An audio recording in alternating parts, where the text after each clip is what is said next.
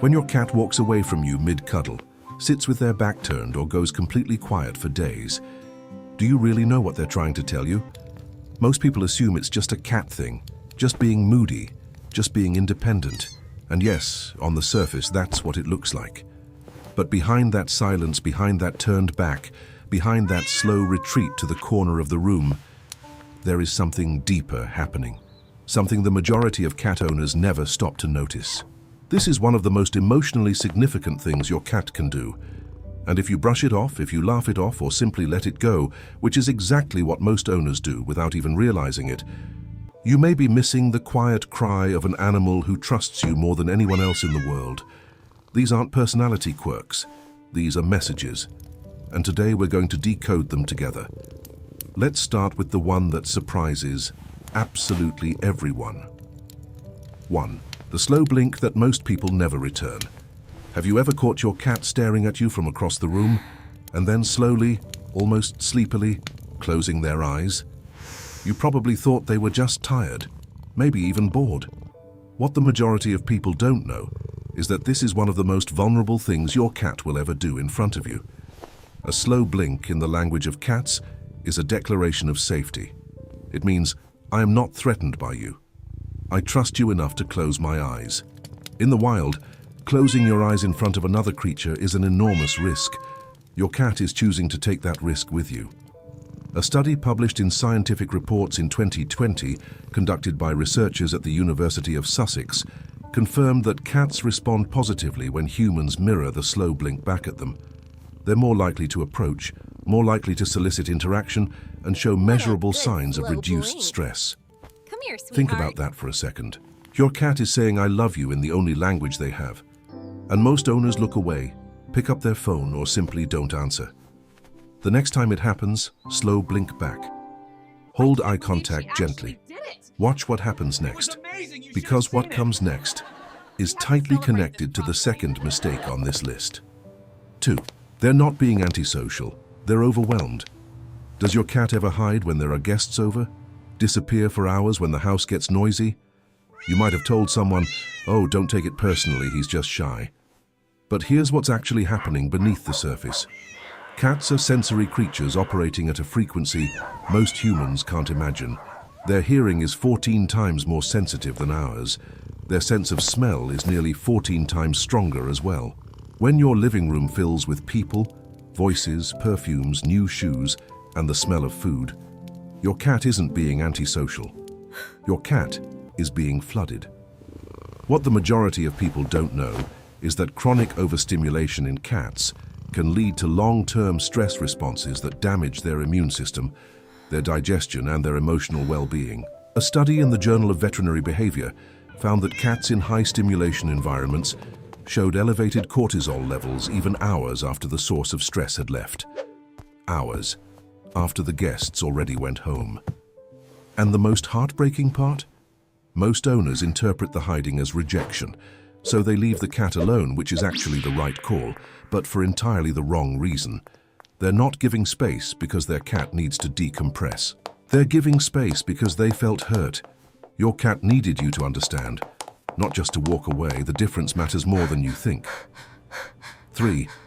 The midnight run is not madness. It's a cry for something. You've heard it. Maybe you've lived it. It's 2 in the morning, the house is completely dark and quiet, and suddenly, thunder. A stampede. Your cat is sprinting through the hallway like the floor itself is chasing them. You laugh. Everyone laughs. The internet has a word for it: zoomies. But what is really going on in those moments? What the majority of people don't know is that this behavior, known clinically as frenetic random activity periods or FRAPs, is often a signal of unspent energy, not playful energy. Pent up, suppressed, nowhere to go energy. Research from the Oregon State University's Human-Animal Interaction Lab has linked FRAPs in indoor cats to insufficient daily enrichment. Cats who have adequate play, exploration, and mental stimulation throughout the day show significantly fewer late-night activity bursts. In other words, your cat isn't crazy. Your cat is bored. And boredom in cats isn't just an inconvenience.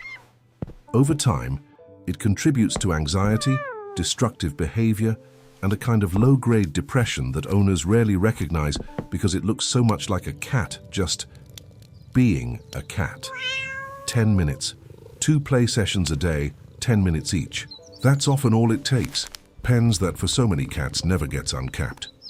4. When they bring you gifts, they're teaching you.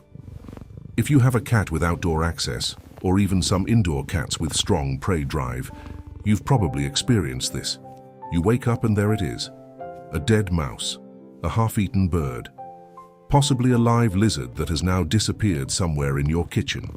Your reaction was probably horror, disgust, maybe frustration. But here's what your cat was actually saying to you. What the majority of people don't know is that in feline social structures, sharing prey is an act of profound caregiving.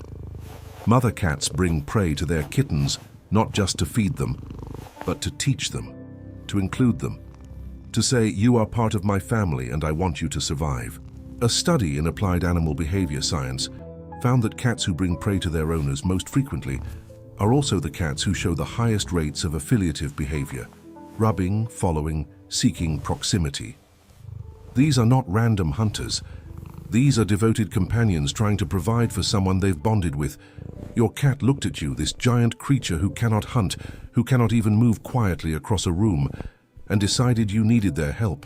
And if right now you're thinking about every time you screamed or scolded them for it, don't spiral into guilt. Just know that the next time it happens, the response they need is not punishment. Hi, sweetie. It's acknowledgement. Did you A miss soft me? thank you. A calm presence. Who's a Because they good were being boy? generous in the only way they know how. 5. Needing is not comfort. Yes, you are. It's vulnerability. And if you want to feel what we're talking about right now, if you want more of these moments with your cat, the ones that make you feel like you actually understand them, leave a like and subscribe to the channel. It helps us reach more cat owners who are ready to truly connect with the animal they share their life with. It means the world. Now, back to the needing. You know the motion. Your cat climbs onto your lap or onto a blanket and starts rhythmically pushing their paws in and out. Most people find it cute. Some find it a little painful when the claws come out. Most people call it making biscuits and move on. But what the majority of people don't know is that kneading is one of the earliest behaviors a cat ever learns. Kittens knead their mother's belly to stimulate milk flow. It is the Hello first there, physical pretty act kitty. associated with nourishment, I missed warmth, you and so safety. much today. When your adult cat needs you, or a blanket near you, or a surface where your scent is strong, they are reaching for something ancient inside themselves. A feeling of being completely safe, of being cared for, of being home. A report from the University of Lincoln studying cat owner attachment found that cats form genuine, secure attachment bonds with their owners, similar to the bonds between human infants and caregivers. The behaviors that emerge from that bond, including kneading, are not random or habitual. They are expressions of deep emotional memory. Your cat, in that moment, is not just comfortable. Your cat is telling you that being near you feels like the safest place they have ever known. Let that in for a second. 6. Ignoring you is not indifference, it's trust. Here's the one that confuses people the most. You come home after a long day. Your dog loses their mind. And your cat? Your cat glances at you from the couch and goes back to sleep. People take this personally. They say, "My cat doesn't care about me." Here's what's really happening, and this one changes everything. Cats do not perform emotion. They don't put on a show. When a cat is bonded to you, they don't need to frantically celebrate your return because they were never truly afraid you were gone forever. Your presence in their world is so established, so certain, so foundational, that your return doesn't cause a crisis to resolve. It's simply right, expected, good. Research from the University of Lincoln, published in PLOS One, showed that securely attached cats use their owner as a safe base, exploring more freely when the owner is present and showing measurable signs of stress when separated. But unlike dogs, cats don't externalize that stress with dramatic reunion behavior. Their relief is quiet, internal, dignified. The cat who barely reacts when you walk in is often the most bonded cat in the room. They already knew you'd come back, because you always do. Think about that for a second. 7. The silence that was never just silence. We saved this one for last, because this is the one that matters most. Have you ever noticed your cat sitting beside you, not asking for anything, not making noise, not demanding attention, just there, close enough to touch? Present without purpose, quiet. You probably didn't think much of it. Just a cat being a cat. But what the majority of people never realize is that for an animal whose primary survival instinct is to hide weakness, to conceal pain, to never show vulnerability in the open, choosing to sit beside you in silence is one of the most intentional things they can do. A landmark study published in the journal Behavioral Processes found that cats choose proximity to their owners not out of habit or territory, but out of active emotional preference. They select who they want to be near. And when they choose you in that quiet, unremarkable moment on a Tuesday night, they are making a decision rooted in something deeper than instinct. They are choosing you, not because you fed them, though you did, not because you're warm, though you are, but because in some quiet, unscientific place that no study can fully capture, you became their person, the one whose presence makes the world feel smaller and safer and right. We started this video by asking whether you really know what your cat is trying to tell you. And now you do.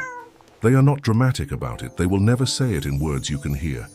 There will be no announcement, no grand gesture, no moment you can point to and say, there, that's when they told me.